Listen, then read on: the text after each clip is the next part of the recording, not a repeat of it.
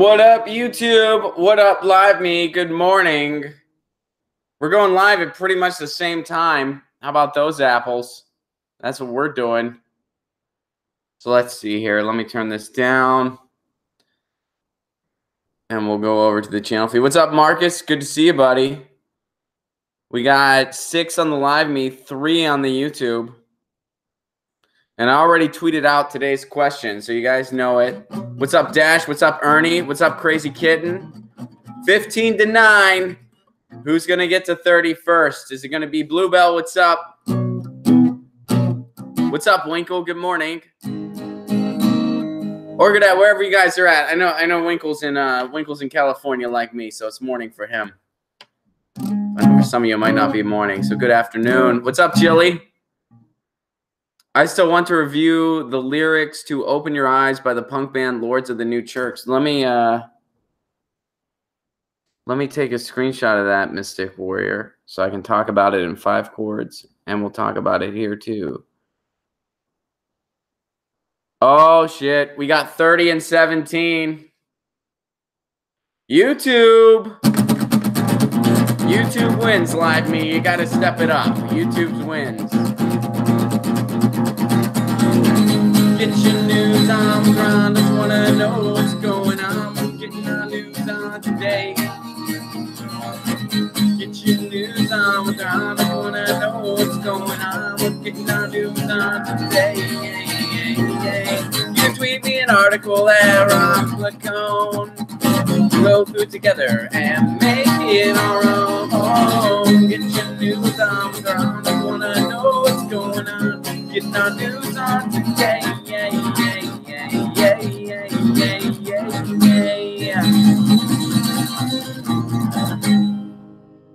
What up, everybody? Welcome to Get Your News On with Ron, the world's first viewer-curated streaming news show. I am Ron Placone, your host. Good to see everybody. Good to see everybody. Let's see here. Love your handle. Oh, you're not talking to me. Let's see. Hey, Ron Blow. I played Florida punk in the early '80s. Jetty and Orwellian. We have some lyrics too. Cool. Hello from Georgia. What up, everybody? Good to see you.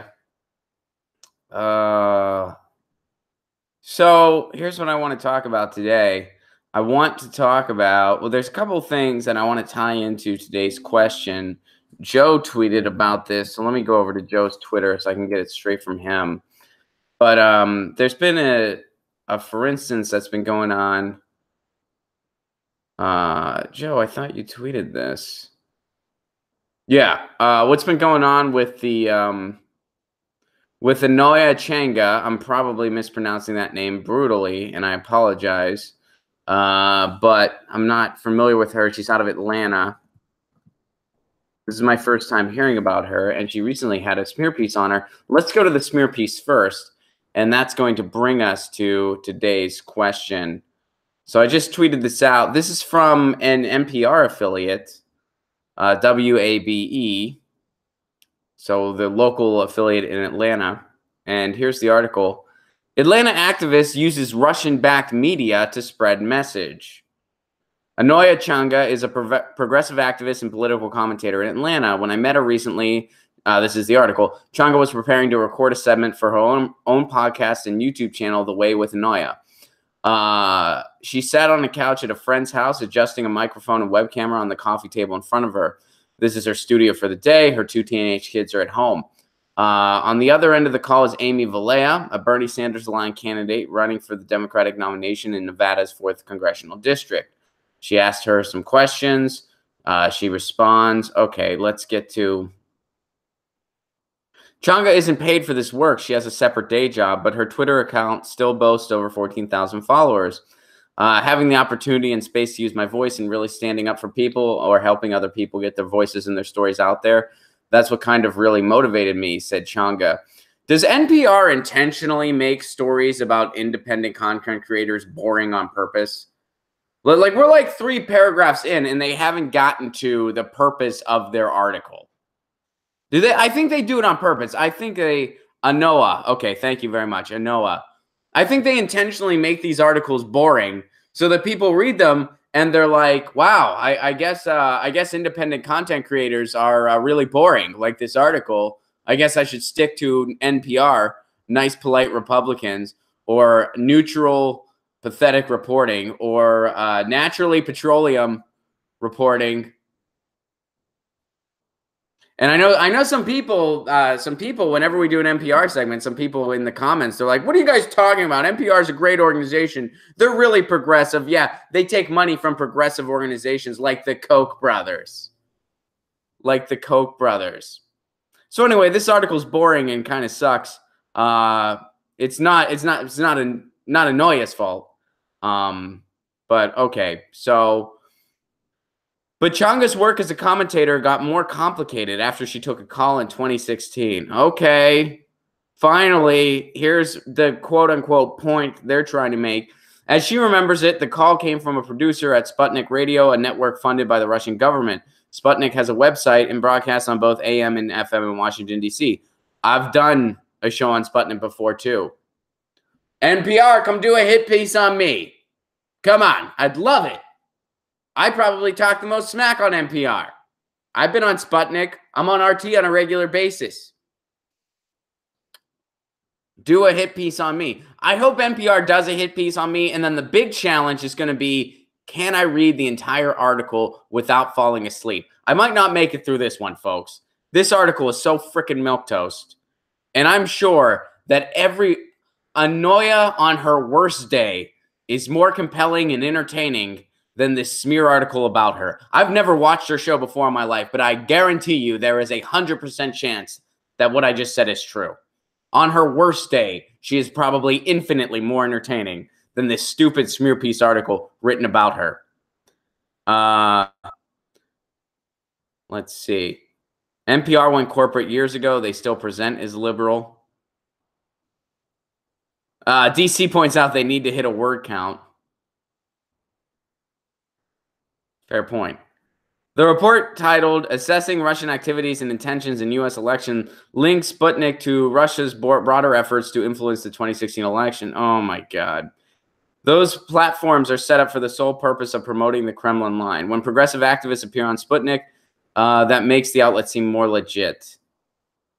It's legit because it's a media outlet all around the world. Yes, it is Russia-based, and that hasn't been a problem. That's never been a problem until 2016, until the Hillary Clinton campaign couldn't accept the fact that they lost to Donald Trump. And people are so desperate and people are so angry that Donald Trump is our president. And instead of looking at the system that caused Trump, they need a scapegoat. Why? Because some of them are benefiting from the status quo. Some of them are benefiting from the status quo. So what they want is somebody that talks nicer and is kind of going to brush under the rug our endless war, and is still going to protect their tax bracket. These people call themselves liberals. We call them neoliberals. What we should be calling them is conservatives in denial, because that's what they are. And they have the stronghold on the Democratic Party, because you know what rules the Democratic Party? Money. And you know what they have? Money. You know what most people that are still affiliated with the Democratic want? Not that. They want Bernie Sanders' platform. But they ain't getting it because they're not the people with money. And the party is owned by money.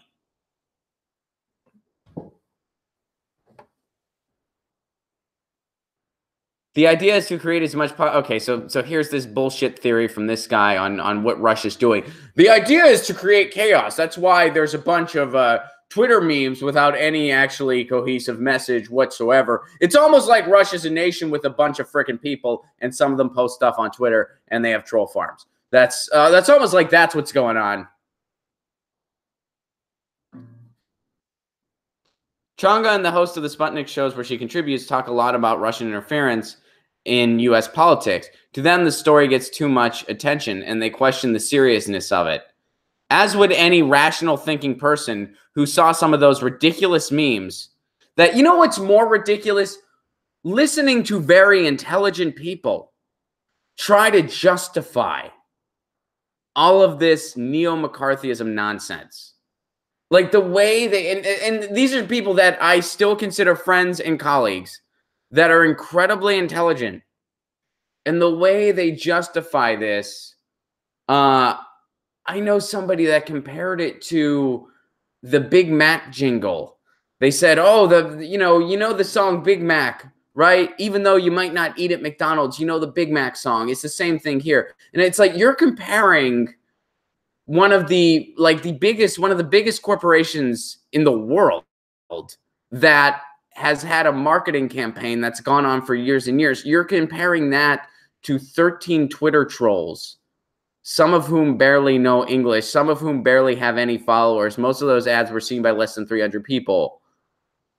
That's not like a better equivalent would be if somebody made up their own Big Mac song and posted it online and a handful of people saw it. So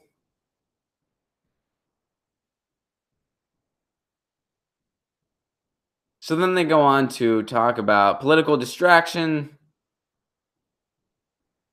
One of Changa's goals is boosting progressive candidates around the country. A handful have appeared on her podcast and YouTube channel. She helped lead a protest at the Progressive Netroots Nation. Congressional candidates Changa has boosted through her own platform were mixed about her relationship with Sputnik. Yeah, because anybody running for office feels an obligation to play that game to some degree. And my phone just fell. Anybody running for office, they feel obligated to at least give it some kind of lip service. Although, you know who nailed it? Dennis Kucinich. You want to know the perfect way to answer Russiagate? Dennis Kucinich's answer when he did this show. That's the way to do it. So I'm trying to see if there's anything relevant in this article. Okay, the headline of this article could just be independent content creator has been on Sputnik before. That's what the headline of this article could have been. And you know what this article was meant to smear her. I really hope that it did the total opposite, because they spend a lot of this article actually talking about the work she's doing. Because as DC pointed out, they have a word count to attend to. And if all they had was, hey, she's been on Sputnik before, they wouldn't have met that word count. So they had to just talk about the woman's work. So I really hope this article has the opposite effect, because it is a clickbait headline. It is a false headline. It is a smear headline. And I really hope that this has the opposite effect for her. I really do. And I have a feeling our days on Live Me are numbered, because this is getting really freaking annoying. My phone just fell. There we go.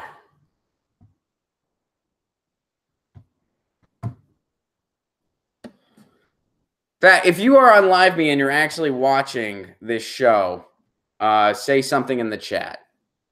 If you're actually watching the show, say something in the chat. On Live Me, not on YouTube. YouTube, you guys are doing good. Yeah, Watson, I think you are the only one, Watson. I think you're the only one actually watching this. Because I think the way YouTube, all right, Marcus, Winkle, and you guys are all on YouTube too. Like, all you guys are also on YouTube. All right, Dan's on Live Me. All right, so maybe I just need to be more careful. I do like I don't dislike it. I just, no matter how you slice it, YouTube is still the best. You can restream to YouTube, Facebook, and Periscope. Yeah, that's the thing. The thing that really sucks about Live Me, you can't restream it. So I can't just stream on one platform. I have to have two different. Gloomy Goblin, hey, how are you?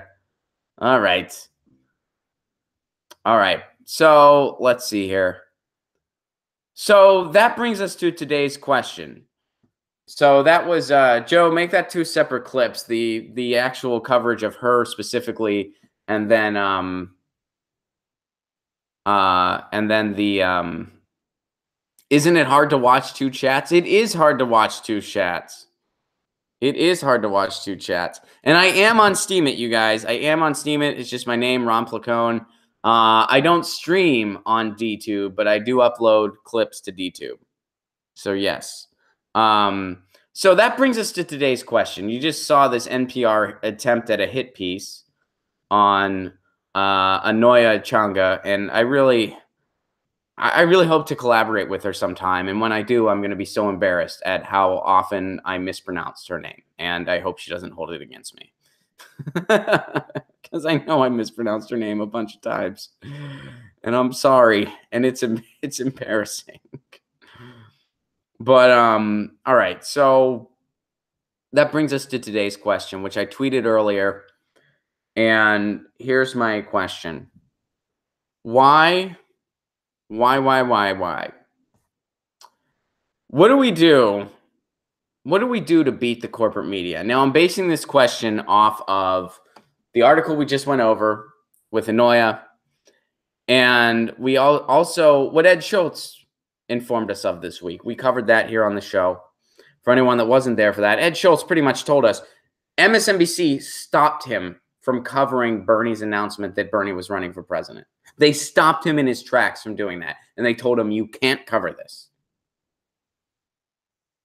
So all of the suspicions we had were true. And he says, hey, this is because a lot of the higher ups at MSNBC were in bed with the Clintons. That's why when people say, oh, well, you know, we face a really complex situation here in the United States because it's not good that our media is handed over to a handful of corporations and it's controlled by the advertisers and the people that buy their coverage. That's really bad. But government-run media, that's scary too. Guess what? We have both. We have both because the corporate media goes soft on politicians so that they can have access to them, so that they can have better ratings, so that the corporatocracy advertises with them. And they're also buddy-buddy with these people. They're buddy-buddy with the Clintons. They like Trump. Trump's helping their ratings. And they give you this faux hyper-partisan bickering that passes off as news to make you think there's actually a conflict when really they're all on the same team. Our media is run by the corporate elites, and some of the corporate elite happen to hold quote-unquote public office. Our media structure shouldn't be legal.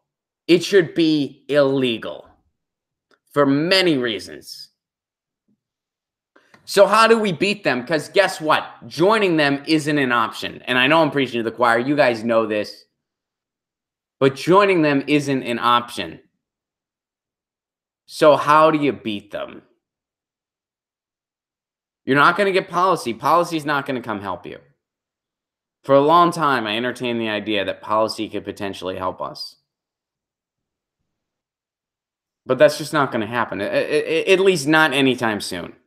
Because we live in a country where we don't even have the type of healthcare the rest of the industrialized world takes for granted. We don't even have that. Our media is public service for corporate America and the government. Yeah, I agree.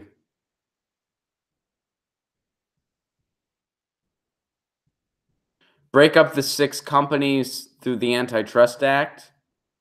How would we do that? How would we do that? I mean, they're going the opposite way policy-wise. I mean, I'm with you. I'd love to see that happen, but I don't see that happening. Time to hit the streets, revolution.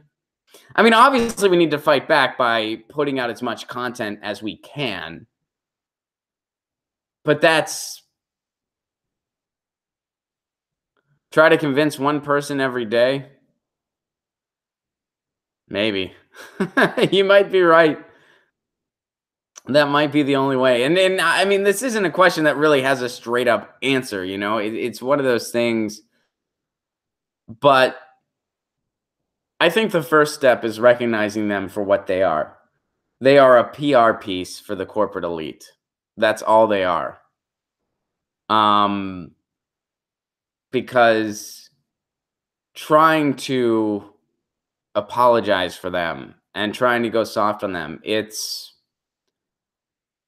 pointless. at this point because they've made it very clear they're not on your team, and no matter what you say, they're not going to be on your team. I see people all the time. They do the mental gymnastics. Well, MSNBC, they stand up to Trump. I mean, what do you expect, man? It's like expecting Target to, do something really great. They're only going to be so great. They're Target. Yeah, Target's selling products. This is news and information. This is an essential tool for a democratic society, and they are the opposite of what a democratic society needs. The total opposite. Brian's right. They have to be ignored en masse. The only thing you can do, you have to take the profit incentive away from them, because without profit, they cease to exist.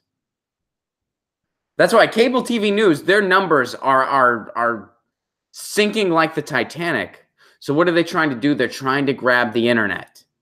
They're trying to have YouTube TV, and they're trying to exist on that platform. That's why an MSNBC and CNN clip gets way more views than it used to. Because they're trying to get into that now, because they know that they're sinking like the Titanic.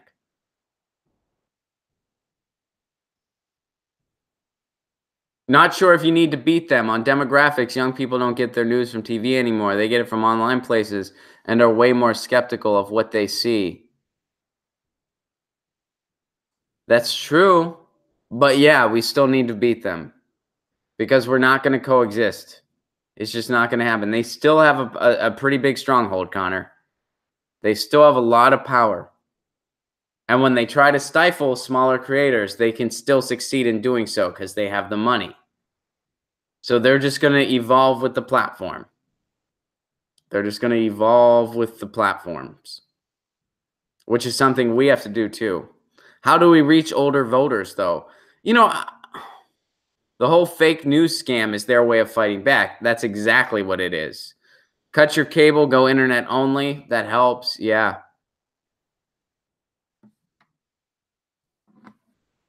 The line is intelligent people versus lazy-minded people.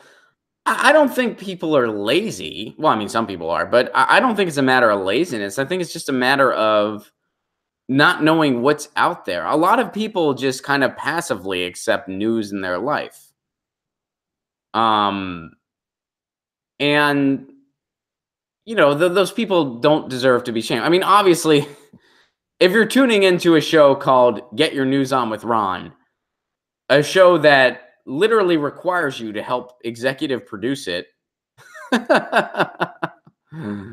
then clearly you like the news. Clearly everybody here is into the news, and it's an important part of our life.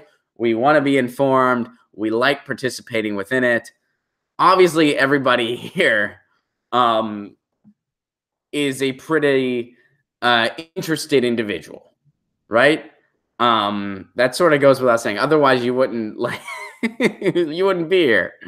Not because and that's not me being like, yeah, you wouldn't be here if you weren't really engaged. But it's like, no, like the premise of this show requires you to be somewhat engaged. Like it's just sort of a prereq. Otherwise, you wouldn't enjoy it. Otherwise, you would be like, well, this guy, he's seeing all these articles for the first time. What's he really? But it's like, no, this is fun. We literally get our news on together, something that we do anyway. Now we get to do it with a group of people. Yes, Half a Bow, you're an executive producer. Add that to your IMDb page. In fact, if you all did that, that would make me so happy. Add executive producer to Get Your News On with Ron to your IMDb page. Technically, it's true. It is technically true. You guys tweet the articles. That's how I build this show. And occasionally I'll bend that a little bit. If I want to ask a question and there's an article that is relevant to that question that someone else tweeted, I will go there, sure. But for the other 98% of the time, I'm going to start putting it on job applications. Please do. Please do. I'm adding it to my CV. Do it. Can I put it on my resume? Yes. You can even list me as a reference. All right. So, yeah, the best way, Connor, yes, you can add it to your CV. Totally. Do it, man. Do it. So, I think the best way we can fight back is to is to, yes, influence the media diets of young people, which is already happening. They're already, I mean, young people, and this is kind of a beautiful thing. A lot of young, and when I say young people, I'm talking about like kids growing up now, kids that are, and some of you guys are here. I mean, there's folks as young as 14 that check out this show on a regular basis, which is, and a lot of you younger people that check this out, you're way more politically astute and engaged than I was when I was your age. I mean, I didn't really start paying attention until I was like 18 or 19. So I would have never really understood. I never would have really understood a show like this if I was under 18. So my hats are off to you guys big time. But here's the thing. We need to can't fight against the youth because they're strong. Thanks, Dan. I know some of you hate the music part of this show. So, you know, I apologize for that. Fix your camera. You cut off your torso and have way too much headroom. I don't want you to see my torso. Sorry about that. Great show so far. Thank you. You guys are very kind. Y'all are the best. So I think, yeah, influencing young people, letting them see that there's no difference as far as what you can trust. There's really no difference between an independent journalist and somebody that's a corporate journalist. As far as trustworthiness, it's not like, oh, if they're not corporate, you can't trust them. It's like, no, you can either trust them or not either way. And the corporate media has a lot of shackles. They have a lot of shackles. And people need to know about those conflict of interest. I think that, I mean, I would very much love to. I would have loved to have seen when they pushed the FARA Act on RT. I would have loved to have seen, you know what? We got to be fair, though. Now, what's going to happen is that we're going to make all the other media outlets. We're going to make all the other media outlets. We're going to require them to say who owns them. I would love to see that. I would love to see that. I would love to see MSNBC. Everything from MSNBC should say, by the way, we're owned by Comcast. So when you see a Rhodes Scholar like Rachel Maddow go on and pretend she doesn't understand what net neutrality is, she does. You really think she doesn't understand net neutrality? Of course she does. Of course she does. I would love for them to be like, by the way, this is Amanda makes NASCAR outfits. Exactly. They should all wear jackets that says who writes their paycheck. And it should say Range Resources, Oil and Gas, Comcast, Rupert Murdoch, Hillary Clinton, the Bush administration.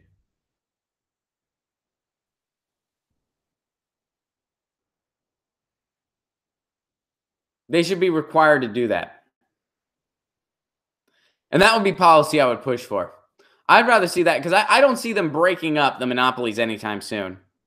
But maybe, just maybe, we'd have a chance of having more transparency in who owns them. Maybe that's the type of policy we need to go after.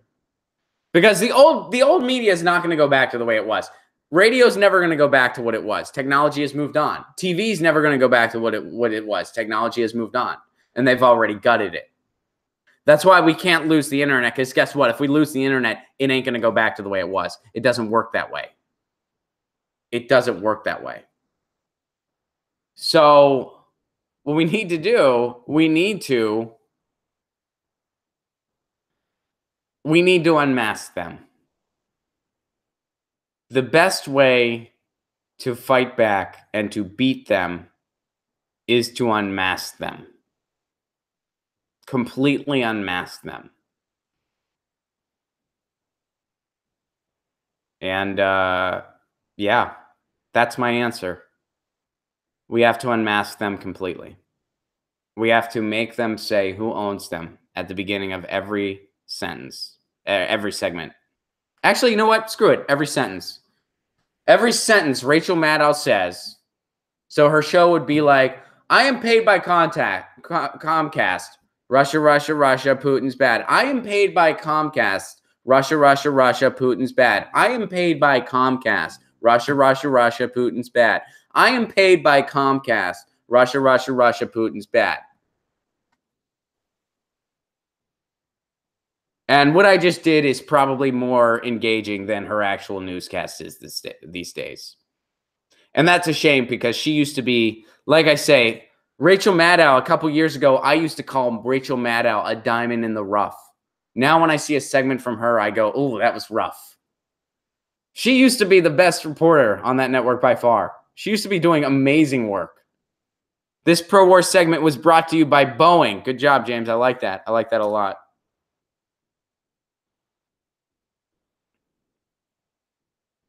All right, so let's move on. Good question today, guys. Thank you for your insights. I appreciate it very much. And sorry about the phone falling.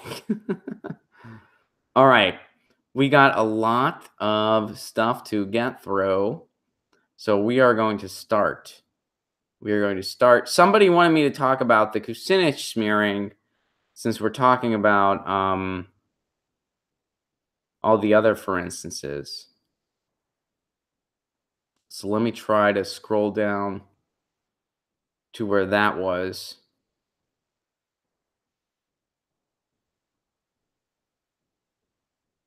Okay, here we go. I'm going to go ahead and retweet this. So this is a thread. Oh, wait, is this? Oh, wait, no, this is not. This is just them. Okay, here we go. This is from a Draft Tulsi, the Twitter account, Draft Tulsi.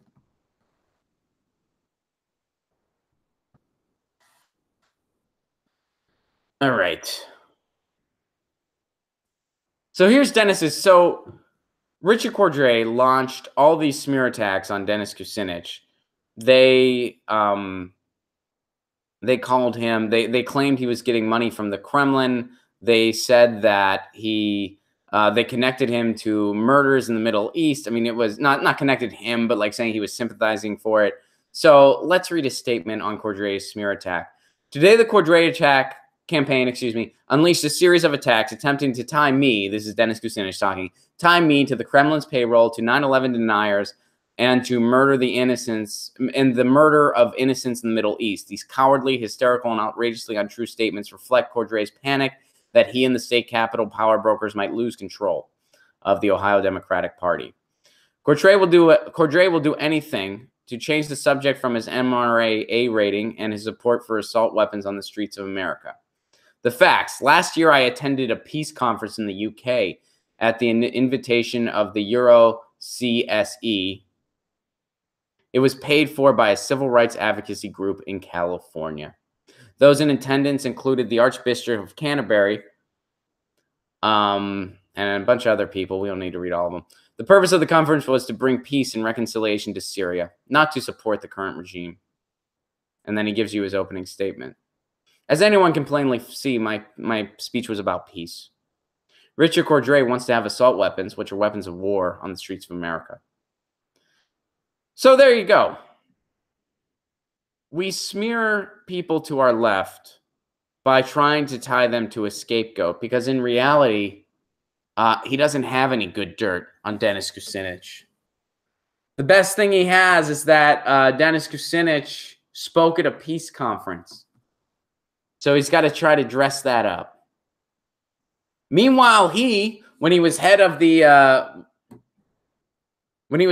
finance board, they had a ton of leaks.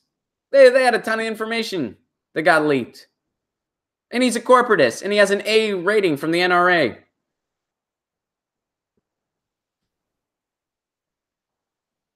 He's a wolf in sheep's clothing. That's what Cordray is. So that was a pathetic attempt at a smear, and I am really pulling for Kucinich. There's, I only openly endorse so many people just because I don't really feel like, just because a lot of times I'm not really decided if I want to support anybody. But Dennis Kucinich is one of the few. I highly encourage everybody to vote for him. And I'll do whatever I can to help. I know there's some people that help with his campaign that are regular viewers here, and I appreciate that, and I appreciate you guys working for Dennis. He's one of the good guys. Dennis is one of the good guys. And he's really been fighting the fight for a long time. And he's been trying to do it within the system. And that system has smeared him and tried to throw boulders in his path every opportunity they had, even coming down to redistricting him. You know, I mean, they even redistricted him. And I'm sure he's made some decisions that he may wish he could take back. And if I was in his shoes, I'm sure I would have too. But he's one of the good guys. He is one of the few good guys. And I really hope that he beats Cordray. Yeah, Kucinich ran for president. I was behind him. I was behind him in the 2008 primary. They have often worked against him. Well, they got him and Ron Paul off that debate stage as soon as they could. Why? Because, policy-wise, they don't have much in common. But what's one thing they really do have in common? They want to end the wars. And that was back when MSNBC was owned by General Electric.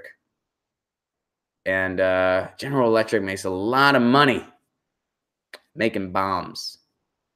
So they didn't want an anti-war candidate on that debate stage.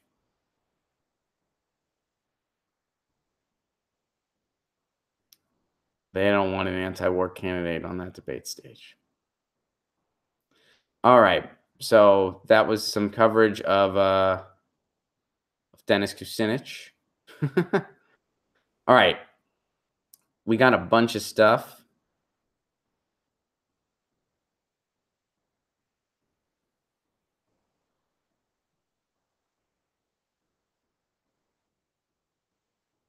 Oh, here we go. Let's go local for a little bit. This is from Edwin. Edwin says, so progressive. And this is about Kevin De Leon. By the way, Kevin De Leon, he's been invited on this show. He has not agreed. We want to talk to him. Want to talk to Kevin De Leon. He's not agreed to come on this show, but here's an article about him.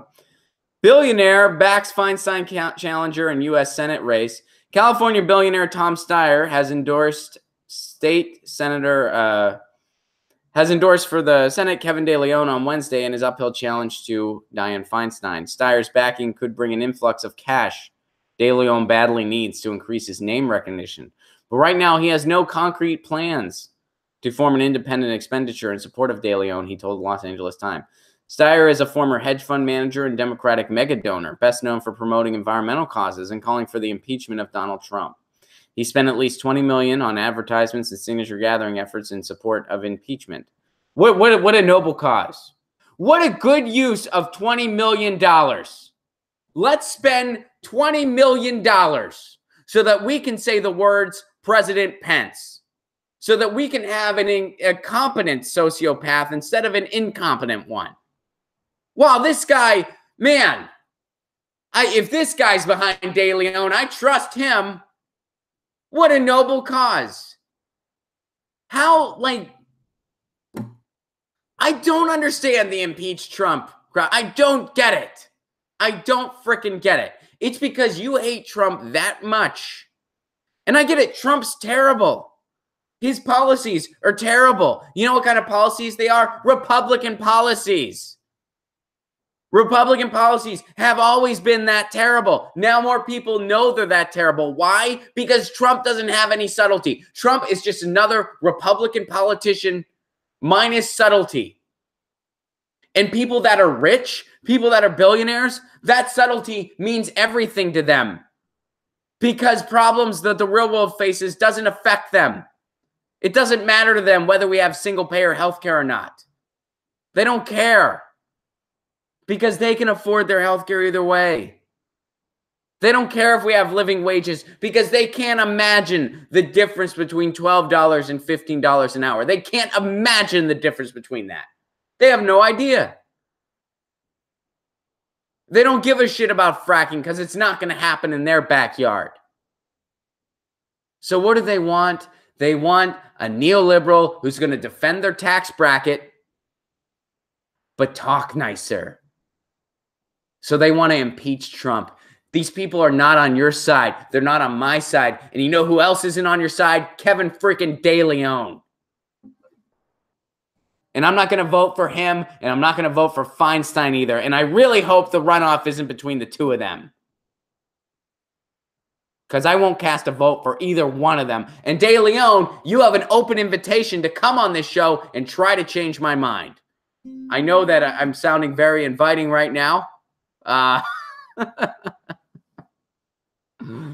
know you're thinking, he's, you know. But you know what? When you come on this show, you should know I'm not a big fan of bullshit. But you know who really isn't a big fan of bullshit? The other people watching this show. They're really not big fans. And you have to report to me, and you have to report to them. And a couple people didn't like it, guys. We scared a couple people off. Pasta can tell you all about it. We scared some folks off. We're probably going to scare some more folks off. But De Leon, you are invited. You are invited. You're invited. I'm sure he's going to say yes. In endorsing De Leon, Steyer said the two share a lot of values. I think he's the kind of young progressive that reflects California and would be a very strong advocate for our state nationally. He didn't even have the courage to say that he thought that Bernie was kind of shafted during the event. What a progressive.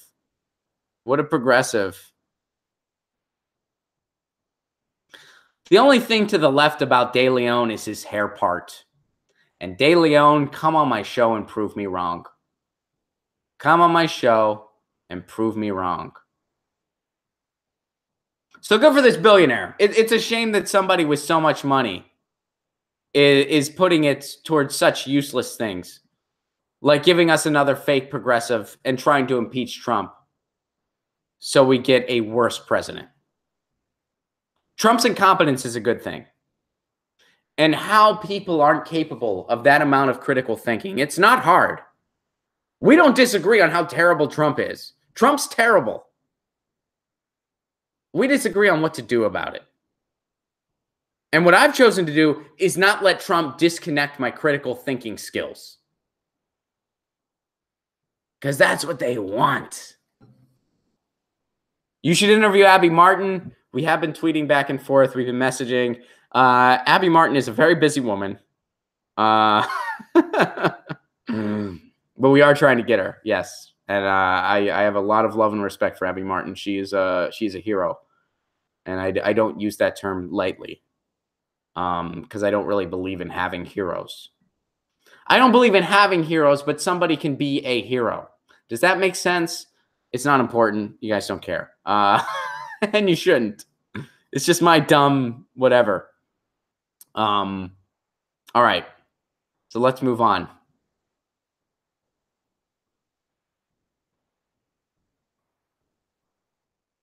And thank you for sending that article, Edwin. I appreciate it. Because now De Leon's going to do this show. He's going to be like, what a warm invitation. Marcus, you should get Cynthia Nixon. That's a great idea. And Pasta, if you're watching, Cynthia Nixon. We need Cynthia Nixon. I know, Pasta, you've been texting me. So yeah, you know what's going on. Oh, and Joe's in town. That's cool. Jilly, have a wonderful day. Thank you for the cat meme. Lucy says, meow. Lee, we're going to get Lee on the show, too. We're definitely going to get Lee on the show. When is Jimmy? Whenever Jimmy wants. I'm definitely going to have Jimmy on. Yeah, I just don't know when. We're definitely going to do it. You know, Jimmy's a busy guy. He has a lot of prepping to do for when we shoot every day. So, you know, I want to invite Jimmy on, but I know what his day-to-day is like, so I know how busy he is. But yeah, he's definitely going to eventually do the show. I mean, assuming he's willing to, but I'm sure he'll say yes. It would really hurt my feelings. It'd be awkward. It'd be really awkward if he said no. He'd probably say yes. He's like, oh, man, I sit beside this dude for like a lot of hours every week, and I told him I wouldn't do his show.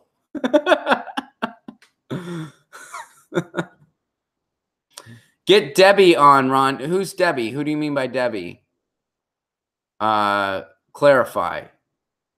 Because Debbie could refer to a number of people. How about Brownie? You know what? Brownie and Lucy need to do a show together. Brownie and Lucy need to do a show together. That's what I want to see.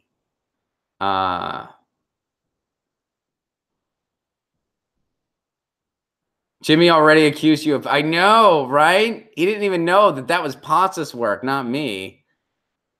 The Sane Progressive, she refused to do this show. We invited her on this show. She refused to do it. She is not a fan of me. Why? I have no idea. I've never watched one of her videos. I've never said anything about her, but she doesn't like me for some reason, and she has refused to come on this show. Have you done Jamal's show? I have, and I want to get him on mine, the Progressive Soapbox. I like Jamal. He's a really fun guy to talk to. I like, yeah. Who would dislike you? Dwayne, a lot of people, actually. Look at some of my Twitter threads. People do. People do.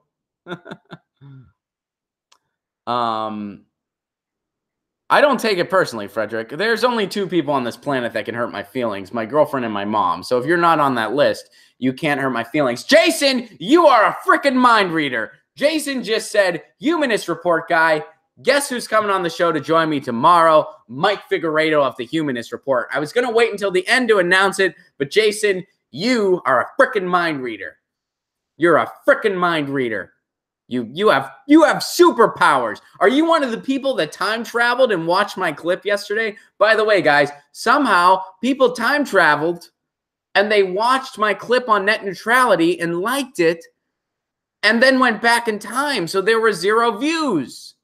Somehow I had a video that had no views and 13 likes. Oh. And guys, I am working on the audio clipping. I know some of you guys, like, you have to mute the songs. I am working on that, and I'm hoping by next week that's totally solved. I know Live Me, you don't have to worry about that problem. And Live Me, stick around because I'm going to strum a couple tunes. Miss Anoa, I do want to have Anoa on. And by the way, if anybody knows her, I will tweet this video at her when it comes out. Not this video, not the full show, but I'll tweet the segment at her when it comes out.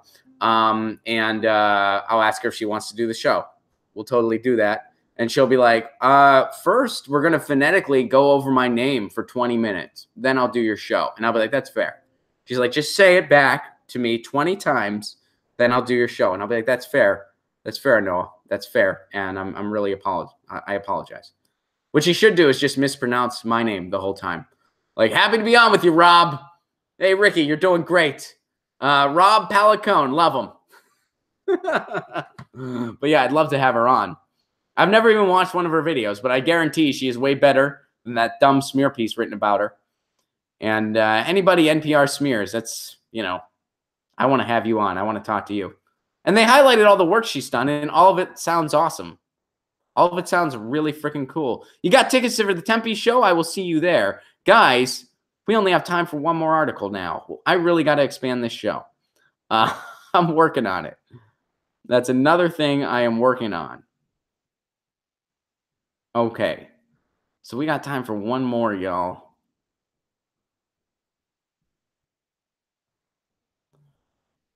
So let me see. All right, Edwin, that was your article. So let's go to one. We only got time for one more. I'll see if we have a kind of fun one, an uplifting one. A lot of retweets, guys, and I'm not seeing my articles. Let's see here. That's not a Get Your News On with Ron submission. Oh, man, you guys have been sending a lot of stuff, and now I'm not able to. Kind of got swallowed. It got swallowed. All right, hold on. We're going to get there. We are going to get there. Wow. All right. I just this is really weird. I'm not seeing. My timeline is just a bunch of retweets right now. But I know you guys have been sending way more articles than this. And for some reason uh they're not showing.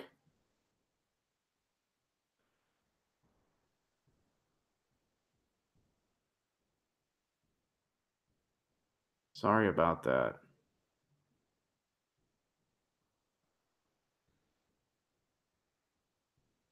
Um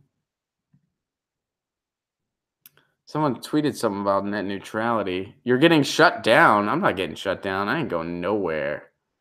I ain't go. Oh, good idea, Jordan. Let's just check the Reddit. Yeah. All right. Thank you guys for sticking around. I was like, oh man, some people are gonna sign off, but you guys didn't. You were like, oh, this is kind of funny. He can't scroll a timeline. This is this is amusing. Joe, edit this part out. All right. Let's go to this. This is a heavy one, but we're gonna go to this. This is submitted by Fight Tribalism. Oh wait, you know what? We're gonna end on something a little lighter. We'll do this one tomorrow. We're gonna end on. So this is submitted by Panda Stratton. I don't know what this article is, but the only thing they told me about this article, they just say this is on our Reddit subsection, which is reddit.com/r/getyournewsonwithron. They just say it was her turn. And they oh man. All right. So I am totally tweeting this. This is great. All right. You guys got to check this out. I know we don't have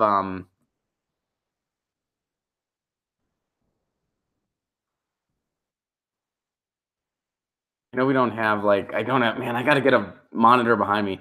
So this is an image. It says it was her turn.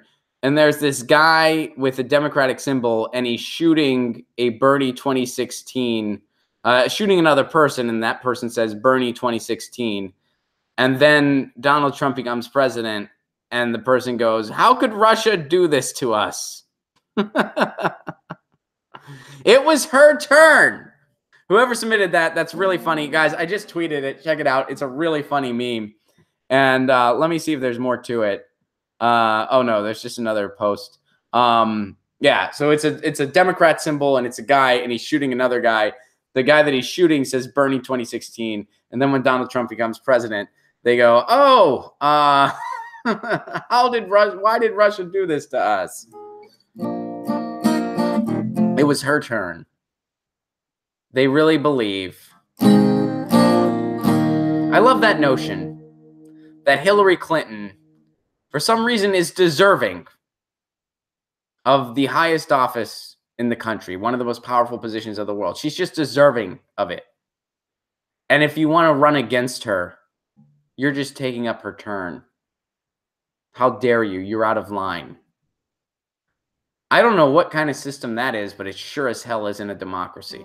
And look what that kind of thinking, look what that kind of notion gets us. Look where it gets us.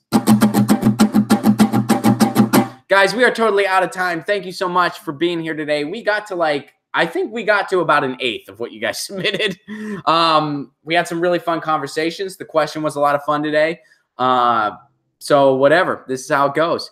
And we got to talk about the California net neutrality bill. We're going to do that tomorrow with Mike Figueredo. Mike Figueredo of the Humanist Report is going to be here tomorrow. He's going to be participating in the show. I talked him into waking up early. And I love Michael. He is great.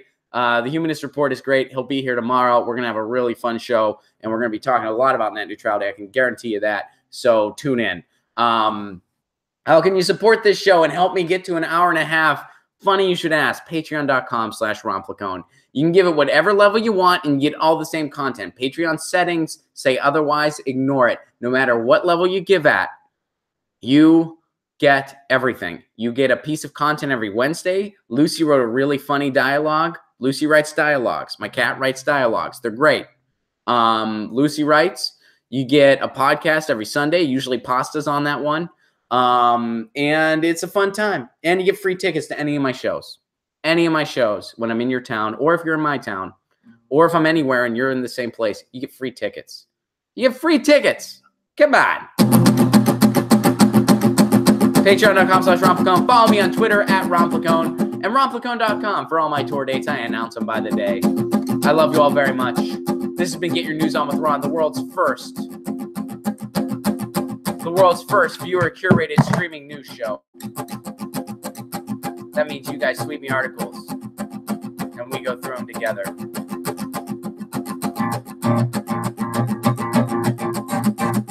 Zox Avox. She didn't say straight up she just liked me, but she made it clear she didn't want to come on the show. And it was via a chat.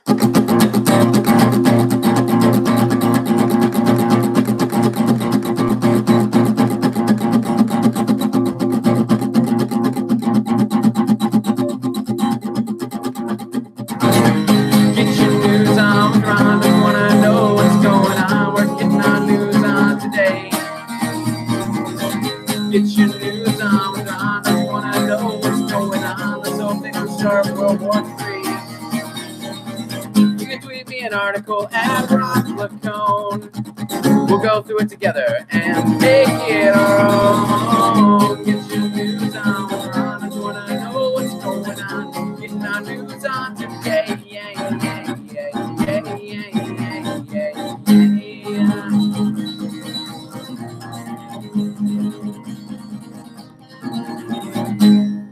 Thank you guys very much. This has been Get Your News On with Ron. Love you all very much. Peace.